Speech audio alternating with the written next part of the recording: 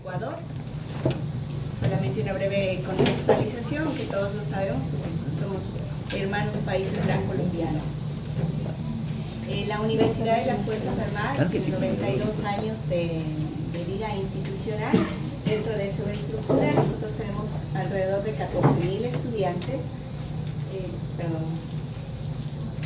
Tenemos nuestra estructura es departamental, 9 departamentos, alrededor de 33 carreras de nivel de grado, la mayor parte son ingenierías, apenas tenemos 3 de ciencias humanas y sociales, entonces eso nos da una connotación diferente de cómo llegar hasta los ingenieros con varios diálogos pedagógicos académicos. Bien, en el Ecuador, como algunos de ustedes lo sabrán, estamos enfrentando una transformación en todo lo que significa el sistema educativo en general. Me voy a referir a lo que se refiere a la educación superior. ¿Qué es lo que nos está ocurriendo desde aproximadamente unos 3 años? La transformación en cuanto al diseño y el rediseño curricular. Esto nos ha puesto en varios retos a las universidades, en repensar qué es lo que estamos haciendo cuando hacemos las propuestas educativas. Entonces, solamente de manera muy general, tenemos que el diseño curricular engloba 3 momentos, que es el macro, el meso y el micro. En el macro se está tomando en consideración todos aquellos postulados nacionales de los órganos rectores de la educación superior, la propuesta curricular que ya viene a ser de la institución, y la microcurricular, que viene a ser la propuesta de cada carrera y que se sienta hasta en el trabajo mismo en el aula. ¿Qué me dice la legislación ecuatoriana? Aunque no me coloca el término competencias, cuando me habla de saberes en el tema del diseño y rediseño curricular, me está dando una tendencia hacia el manejo de las competencias. En cuanto a la evaluación, también la legislación ecuatoriana me habla de una evaluación formativa. Quiere decir que partimos de una diagnóstica, una procesual y una final. En cuanto a la estructura misma de la organización, de la planeación educativa para el aula, estamos trabajando con el sílabo como un instrumento de planificación, y para el caso que les estamos presentando ahora, estamos hablando de las rúbricas. En cuanto a cuando consideramos qué es la rúbrica, estamos mirando que es un instrumento que facilita la evaluación del desempeño de los estudiantes. Esta es como una breve reflexión de cómo está estructurada la currícula, qué significa cuando nosotros hablamos de una planificación por competencias. Estamos hablando que existe un perfil de egreso.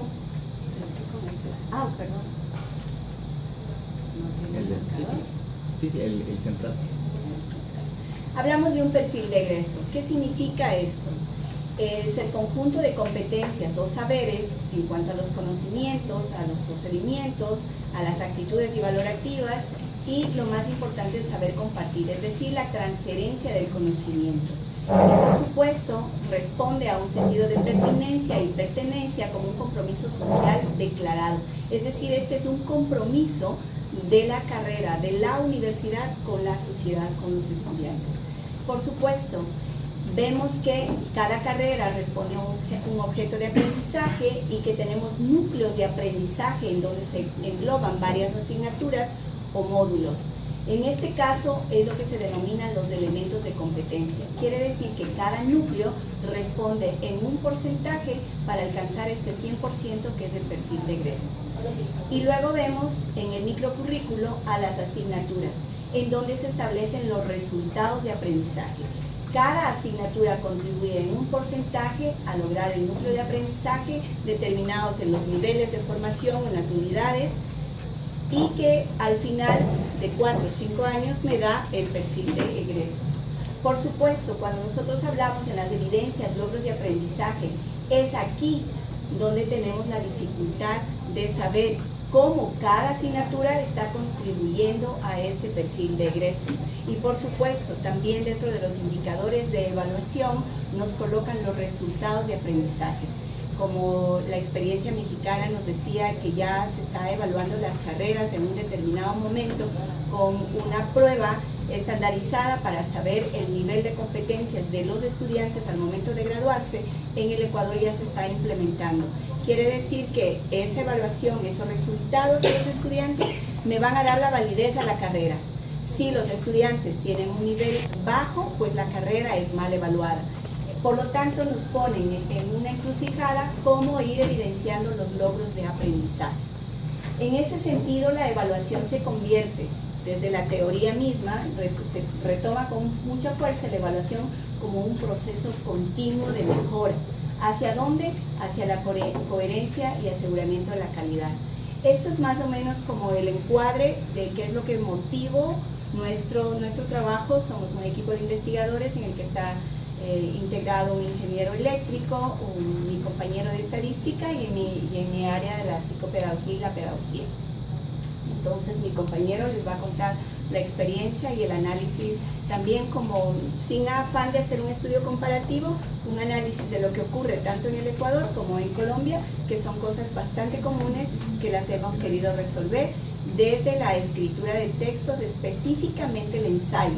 Y para esto solamente referenciar que los ítems, ¿cómo construimos los ítems? Pues hacemos una consulta de todas aquellas revistas en las que a nosotros nos interesa colocar artículos científicos para mejorar los indicadores de producción científica, y pues nos hacemos la consulta a los expertos, a los que están escribiendo ya mucho, es decir, estamos mirando a EEE para las ingenierías, estamos mirando EBSCO, estamos mirando Scopus.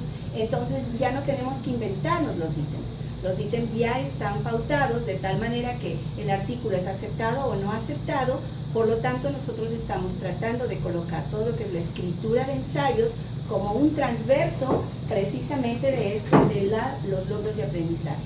Por lo tanto, cuando hablamos de la escritura del ensayo como un primer ejercicio, es un resultado de aprendizaje transversal que pretendemos para todas las asignaturas, no exclusivamente para el profesor del área, sino para todos los maestros. Entonces, en ese contexto, pues le paso a mi compañero miembro del equipo.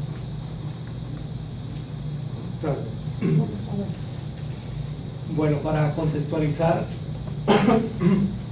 queremos hacerle réplica a la ponencia de Chile, que bien nos explicaba, nos decía, ya todo está creado, tenemos que innovar mucho. Básicamente debemos aplicar más tiempo en lo que ya está conocido, y básicamente eso fue lo que nosotros hicimos en esta experiencia. Eso por un lado. Por otro lado, entendiendo que también él nos explicaba que el proceso de evaluación se divide en un proceso de evaluación y en un proceso de medición. La parte de medición, desde la construcción del indicador mismo, y la parte de evaluación, entre comparar varios indicadores construidos y hacer una acción o una actividad respecto de ello. Con este marco, si estamos hablando de la parte de medición, de calificación, pues lo primero que uno dice, bueno, ¿cuál es el sistema métrico de la educación? O sea, como educadores estamos enseñando el sistema métrico a los físicos, estamos enseñando el sistema métrico a arquitectos, pero ¿cuál es el sistema métrico de la educación? Encontramos que la ley 30 nos dice en el artículo 32 y nos habla de la autonomía universitaria. O sea que aquí estamos considerando pues, que por lo menos no está determinado. ¿Sí? Si no está determinado, entonces estamos casi que diciendo no existe. No hay un sistema métrico para el sector educativo, para medir la parte del conocimiento. En términos de la autonomía universitaria, uno podría pensar que pues cada universidad está construyendo su propio sistema métrico, o tiene su propio sistema métrico. De pronto lo que preocupa es que también aquí hay libertad de cátedra, y eso infiere en que de pronto el docente, y más que todo, pues todos sabemos de que no todos los docentes tienen procesos de estudio en literatura, y son profesionales de otras áreas que de alguna manera pues no tienen todo el contenido que estamos revisando aquí en cuanto a construcción de evaluaciones. Y empieza uno a pensar, bueno, ¿cuáles son las libertades y cuál es el sistema métrico que está usando el docente referente de la universidad? Y cómo entre los sistemas métricos, o sea, la importancia y la relevancia de un sistema métrico pues es para facilitar la intercomunicación, ¿sí? O sea, un sistema métrico como el tiempo, pues nos dice si vamos a acordar con una persona en una hora distinta, pues sabemos el sistema métrico que hay una transformación y nos vamos a poner de acuerdo. Si decimos a las 3 de la tarde, yo reviso de que hay una diferencia, me acomodo y podemos, digamos, coincidir en la hora. ¿Eso en qué sentido lo digo?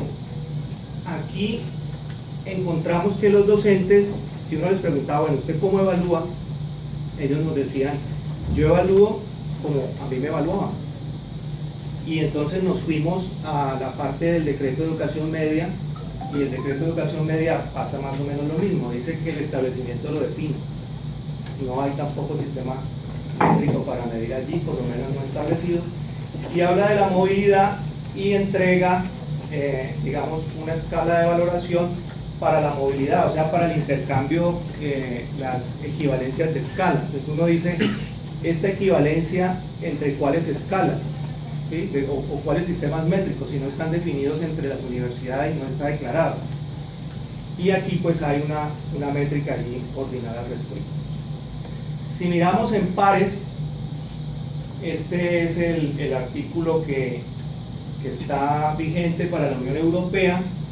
Digamos que no hay mucha diferencia, de pronto aquí ya hay un sistema métrico, ¿sí? De 0 a 10 es algo, pero empezamos a ver cómo dice correspondiente calificación cualitativa y le llama a estos categorías cualidad, y allí empezamos a revisar que probablemente se encuentran digamos debilidades de concepto en la toma de las mediciones y en la toma de los instrumentos para calificar. Al final, ¿qué encontramos? Entonces, estamos encontrando un sistema métrico que no está declarado, no está acordado, difícilmente podemos entonces intercambiar comunicación respecto de la medida, y vemos pues cómo cuando un alumno se mueve entre una universidad y otra, pues tiene que llevarse toda la currícula, todos los contenidos temáticos, todas las notas, etcétera, absolutamente todo. Allá también tienen que recibirlo, comparar, porque no hay esa facilidad del sistema de medida para intercambiar. Este es el que está, digamos, intuitivamente, por paradigma probablemente, como la práctica más común. Tenemos una medición actual cuantitativa y una calificación ordinal, de 1 a 5 en Colombia, a 10 en Europa, a 20 en Perú, a 7 en Chile, 20 en Ecuador, etcétera, unos ordinales trabajando en un rango. Una utilización de promedios, porque pues tomo varias medidas y luego para sacar una que concluya sobre el saber que necesito representar, pues hago promedios, hago ponderaciones porcentuales, promedios ponderados, y de alguna manera estamos con base en esos promedios cerrando ciclos. O sea, para pasar un semestre el alumno pasa con un promedio de 3.5, 3.7 dependiendo de la exigencia de la universidad, y allí estamos cerrando todo el proceso cognitivo del estudiante, porque pasa al siguiente semestre con 3.5. Entonces uno dice, ¿ese 3.5 qué representa? O ese 4, ¿sí? ¿Qué le faltó para llegar a 5? Digamos que esa métrica no nos está hablando de eso. Por eso estamos diciendo que cerramos ciclos. Y eso nos ha dado que la educación sea lineal, ¿sí? Ya lo pasamos de un semestre, cerramos todo el semestre, lo cual no es verdad, porque en el siguiente semestre él continúa, ¿sí? Hizo cálculo 1, en el siguiente semestre hace cálculo 2, y el docente de cálculo 2 no sabe cuáles debilidades tenía en cálculo 1 porque él trae un promedio. Entonces, ya revisando punto a punto desde las herramientas matemáticas, estamos teniendo un ordinal como resultado, pero estamos trasladando ese concepto a la construcción de la prueba como tal, ¿sí? Ese ordinal, traigo aquí un ejemplo, 5 categorías, 7, 10, 20, no sé, pues las que quiero elevar como resultado. Y aquí está el caucho que hablaba el ponente de Chile, que yo tengo que coger esta este saber, si lo podemos llamar de alguna manera, y estirarlo hasta acá y encontrar una situación, un estatus donde debo de comparar que ahí está el conocimiento en ese momento del estudiante, como si de pronto el conocimiento se aprendiera un poquito, luego uno entendiera un poquito mejor, después uno entendiera más, ¿sí? Esa ordinalidad de pronto es cuestionable que suceda de esa manera, y la dificultad pues que vemos aquí en que cada aprender pues tiene su propia digamos entidad para hacer como este estándar, ¿sí? Someterlo en un estándar siempre, y si usted tiene esta situación, entonces usted está en 1, si usted tiene esta otra, entonces usted está en 2, y voy mirando. Allí lo que sucede es que como estoy recategorizando en la parte ordinal, pues hay una dificultad de identificar las líneas de hasta dónde es una categoría y dónde el comportamiento que yo veo refleja la siguiente. Lo que encuentra uno con estas rúbricas es que finalmente el docente hace su examen del 1 al 5, saca la nota y luego va y compara contra la rúbrica y escribe el texto de la rúbrica. Vámonos aquí un poco rápido. Bueno, aquí sometimos un ejercicio a los docentes para que nos dijera cuándo siempre un alumno era puntual, cuándo casi siempre, algunas veces, y pues había unos docentes que decían, no, pues en 200 veces si él viene 20, todavía para mí es puntual. O sea, empiezan a haber conceptos muy propios de cada uno para mirar en dónde yo voy a proponer la calificación de esa rúbrica que me está proponiendo toda la institución de llegada. El promedio en términos de competencias y logros fatal, porque yo tengo unos logros alcanzados y unos que no, y yo promedio y entonces quedo con pérdida de información, queda disfrazado la situación del alumno. Y la ponderación se la estamos colocando al conocimiento, o sea, uno dice, el docente hace una prueba y dice, esta pregunta vale el 40%. Allí es donde yo digo, ahí él está haciendo su propio sistema métrico, porque ese 40% de importancia de la primera pregunta puede que para otro docente sea el 20%. ¿Sí? Entonces allí hay una dificultad, una debilidad que hay que revisar en el manejo de los porcentajes. Lo que finalmente se quiere con un porcentaje es dar una prioridad, pero si yo voy a mover este porcentaje al último nivel, pero no lo bajo de tamaño, entonces me va a seguir siendo el primero, así esté en cuarto lugar. De pronto allí vuelve y suena el caucho, o sea, estoy cogiendo el conocimiento en sí mismo y lo estoy estirando.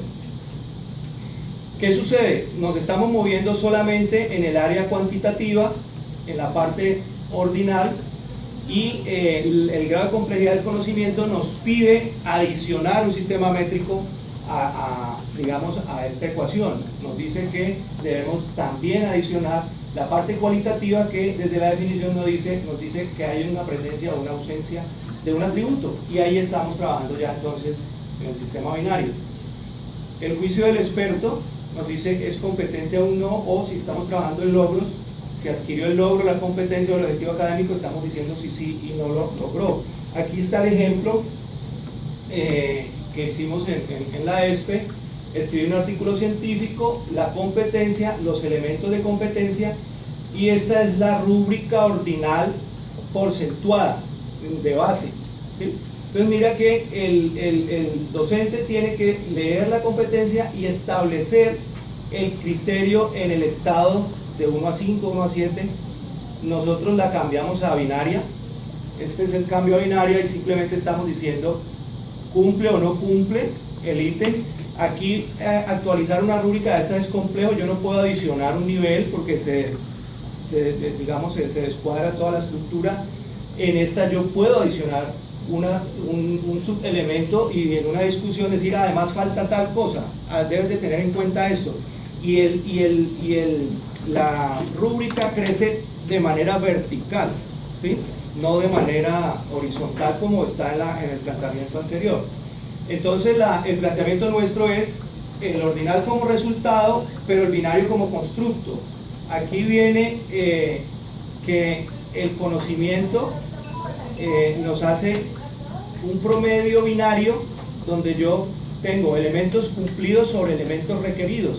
Eso me da un número índice entre 0 y 1, que aquí nos da de una vez el factor de transformación entre las distintas métricas. Si yo lo multiplico por 5 me da una nota para Colombia, si lo multiplico por 10 me da la nota para Europa, y lo voy a poder asimilar a porcentajes. O sea, ya un promedio de 3.8 o un promedio de 4 dice que el alumno tiene un 40% de los requerimientos cumplidos y le falta un 20. ¿Ese 20 cuál es? Ah, pues entonces aquí está la matriz. Aquí está el promedio lineal que tenemos, donde nos dice que este 3.3 es igual a este 3.3, lo cual es falso, porque este alumno no cumplió un elemento de competencia y este sí. O sea, ya podemos empezar a manejar la parte orgánica de la educación, ¿sí? Ya es más visible y podemos empezar a trabajar perfiles. Punto. ¿Acabó? Tal vez en las preguntas que estamos interesados, podemos un poquito disipar las dudas.